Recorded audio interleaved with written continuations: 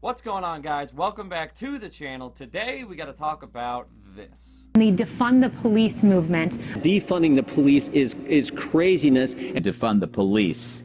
Defunded the police. Shoot him in the leg instead of in the heart. Joe, get back in the basement, man. You're gonna blow the lead. But yes, we're gonna be breaking down what defund the police actually means. And at the end, maybe we can figure out whether it's an idea worth putting into action. Today on... So in the last couple weeks, we've seen a big shift in public opinion. Support for the Black Lives Matter protests is at an all-time high. And not only is popular opinion being shifted, but legislation is actually being passed.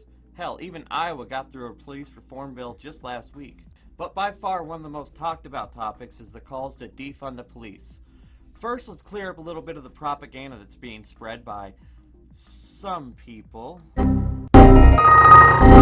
Defund the police does not mean let's get rid of all cops, or some kind of lawless country, nothing like that. It simply means, hey, the current policing system is not working, so let's figure out ways we can make it work for everyone, cops included. But before we get into some solutions put forth by groups like Campaign Zero, let's properly diagnose the problem. Let's talk about crime, why it happens, who's doing it, and who's policing us.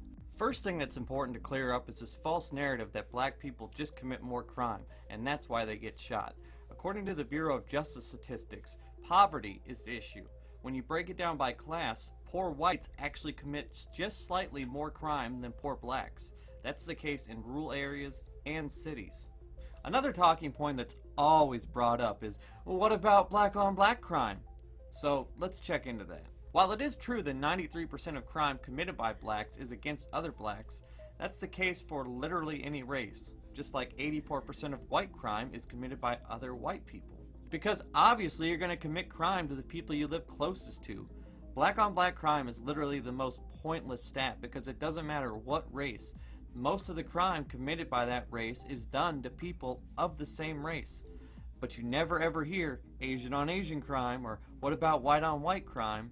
So to all you Ben Shapiro stans that have been sending me Instagram DMs with stupid stats and saying stuff like, see, black people commit all the crime, they're the problem, black on black crime, this, that. No, poor people commit crime, usually to people of the same race. You racist hacks. So, anyway, let's talk about the police force and their budget, which is always the #1 expense for every major city by a mile. Here's a graph of Detroit's budget for 2019. As you can see, $294 million goes to the police department, while healthcare only gets $9 million. That's it.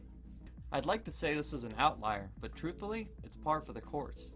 And honestly, one of the main reasons for this overspending is because it's been a good way to score cheap political points. It's way catchier saying, and that's why I'm going to put more money into the force and keep our streets safe, than doing something like this. Well, I think we should take that money and invest it in our infrastructure, starting with our bridges.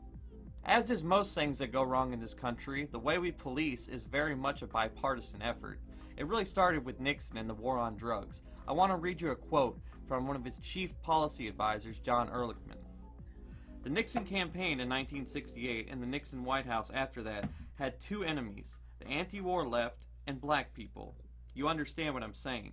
We knew we couldn't make it illegal to be either against the war or black, but by getting the public to associate the hippies with marijuana and the blacks with heroin, and then criminalizing both heavily, we could disrupt those communities. We could arrest their leaders, raid their homes, and break up their meetings, and vilify them night after night on the evening news. Did we know we were lying about the drugs? Of course we did. So yeah, there's that. So it started with Nixon, it kept going with Reagan, and then Bill Clinton did this. Initiative to put 100,000 more police officers on the street. More prisons, more prevention, 100,000 more police. 100,000 new police in communities of all sizes. We need to finish the job of putting 100,000 more police on our streets. Last fall, Congress supported my plan to hire, in addition to the 100,000 community police we've already funded, 50,000 more concentrated in high-crime neighborhoods. You think he put together that idea while he was on Jeffrey Epstein's plane? Anyway, from 1977 till 2017, the population grew 50%.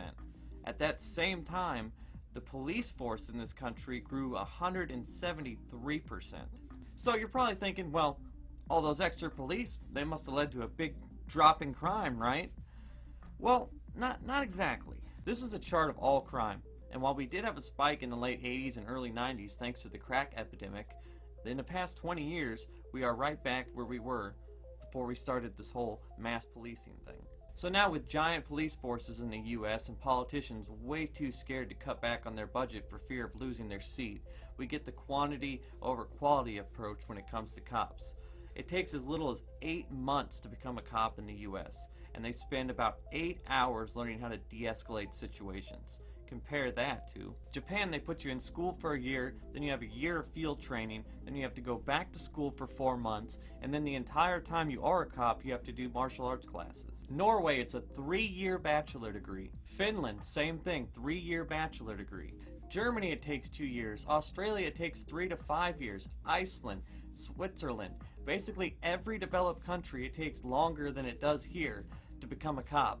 And in the UK is about the only place I found that doesn't take longer, but they don't even carry guns. And if you do carry a gun in the UK, which I guess about 7% of their cops do, you gotta have very special permits, and it takes about 3 years to do so.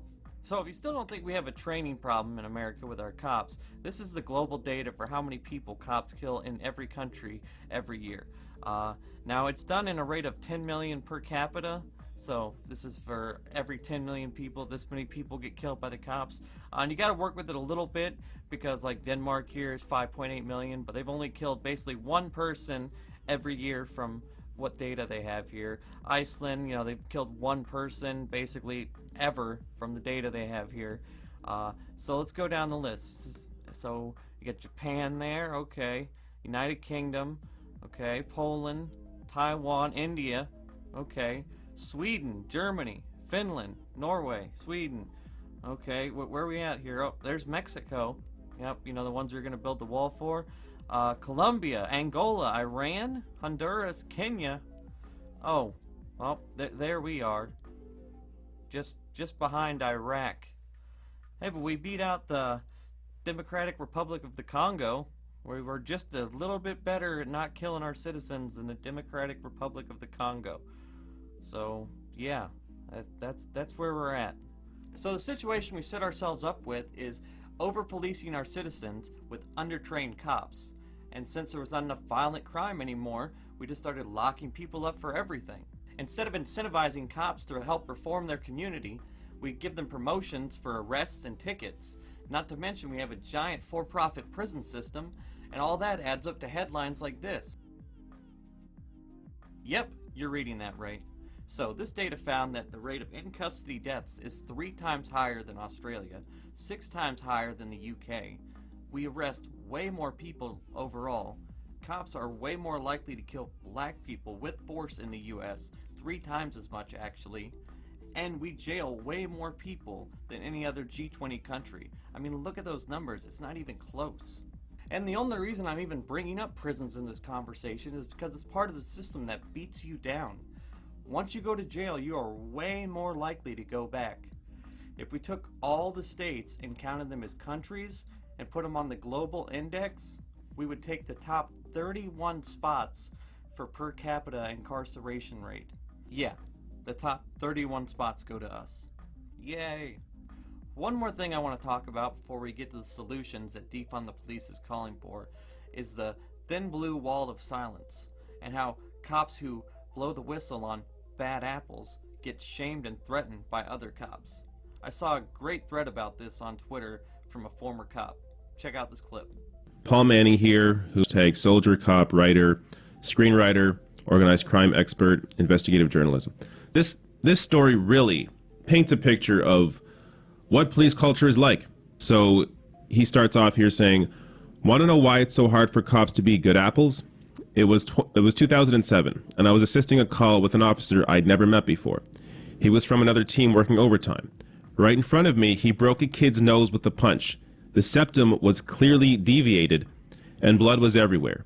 The kid was handcuffed, and the officer inquired of me, quote, 'What should we arrest him for?' 'What did he do?' I inquired. 'He called me a name,' he said. After 20 minutes of trying to persuade me we should fabricate a crime, He had to let the kid go. We need to do notes, get our story straight, he then told me. I don't need assistance in writing what happened. I found a quiet place and wrote the facts. As I wrote, I was joined by a female sergeant who knew this officer. She spent 20 minutes trying to convince me this kid was a shitbag and my notes should reflect the danger he posed. I was disgusted. We don't behave this way. I went to the platoon commander and provided a statement for the assault I'd witnessed. An investigation commenced, one which should have been forwarded to SIU. So the investigator asked me questions like, how do you know his nose was broken? And where did you get your medical degree? Seriously? Then came the result. A phone call from the superintendent whilst I was home. Paul, our investigation is complete, and you've been found guilty of misconduct. In that you failed to communicate with a colleague, a verbal warning will be put on file. Be careful in the future. When I got back to work, I was moved from my team and away from my friends to this officer's team. Officers just point blank refused to talk to me and went to many calls by myself without backup. Then a message from another officer on team to meet him. He told me how we look after each other on this team. Don't stab each other in the back. Then for some fucked up reason, he dropped the N-bomb out of nowhere. I just drove off, leaving him sat there. Then I was called into the deputy chief's office with the same superintendent and my union rep. In front of both, he told me to be careful what you say in the future or you might not get backup when you need it. So, let's be clear. That guy turned in a bad cop. And for it, he got wrote up and then told he might not get backup. And honestly, you see stories like this all the time. I'll link to a couple in the description down below, but I mean, it's ridiculous the amount of times you see these thin blue wall type stories. There was a story not too long ago in West Virginia where a former officer won a lawsuit after he said he was fired for not wanting to shoot a black suspect. Yeah, you heard that right. He said he got fired because he didn't want to shoot the black suspect, and he won the lawsuit. So, after that long slog through everything wrong with the system, in which I left out a ton because I could never get to everything, now it's time to talk about the reforms that Defund the Police is talking about. Campaign Zero lists 10 key steps. Number 1, end broken windows policing, which is the practice of over-policing poor neighborhoods and arresting people for minor crimes like marijuana. According to the data, 287 people were killed by police in 2014 alone because of these situations. Number 2, community oversight. Under this system, fewer than 1 in every 12 complaints of police misconduct nationwide will result in some kind of disciplinary action against the officers responsible. Communities need an urgent way to ensure police officers are held accountable for police violence. Number 3, limit use of force. Police should have the skills and cultural competence to protect and serve our communities without killing people, just as police do in England, Germany, Japan, and other developed countries.